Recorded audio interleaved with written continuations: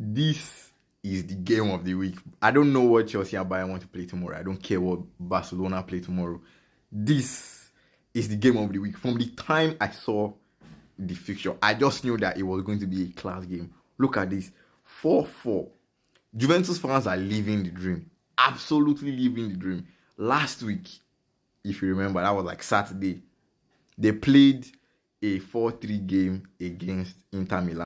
You can see this meme. Remember this? Remember this meme? It was from that game.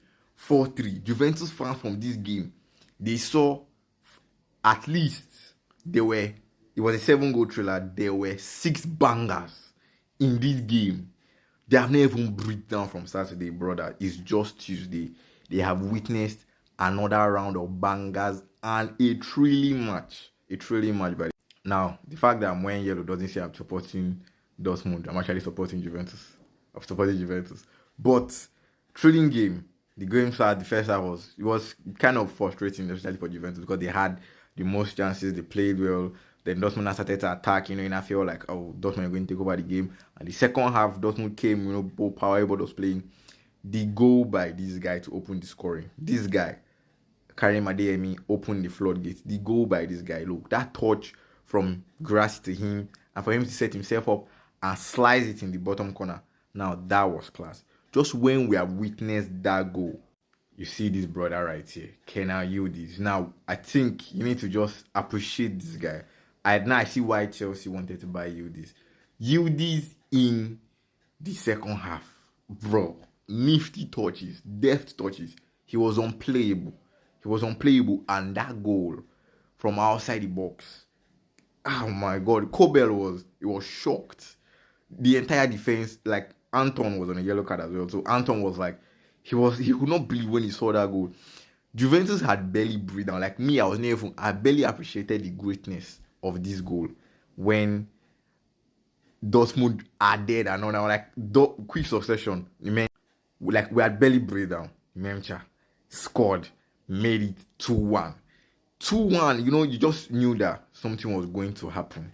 And then Juventus brought on the beast.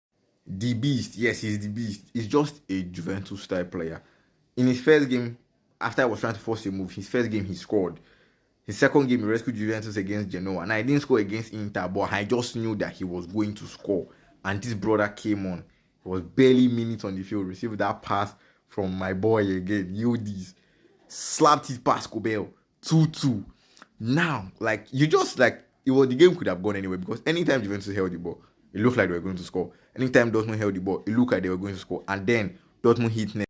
This guy, Janko Uto, added that third goal. Like, he got cooked today, we're not going to lie. Like, Yildiz had him. But that goal, man, like, see, I'm saying this. Juventus fans, like, at that point, I just felt like Juventus fans just had to applaud what they were witnessing.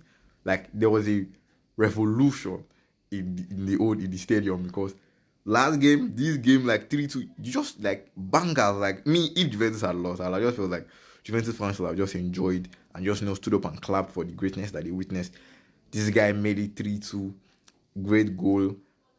Dortmund added another goal. Now there was a drama for that last goal for Dortmund's fourth goal. Dortmund had a penalty to make it 4-2. Now they eventually scored through Ben Sebaini. And they were dragging the ball, kind of remind you of Jackson Madwike and the other one when they were dragging the penalty for Chelsea. But they were dragging that penalty. The coach even had to get involved and say Ben Sebaini take the penalty. And I get why he had to intervene. But here's the thing. Girassi has scored 19 goals in his last 17 games, which means he has averaged at a goal every game.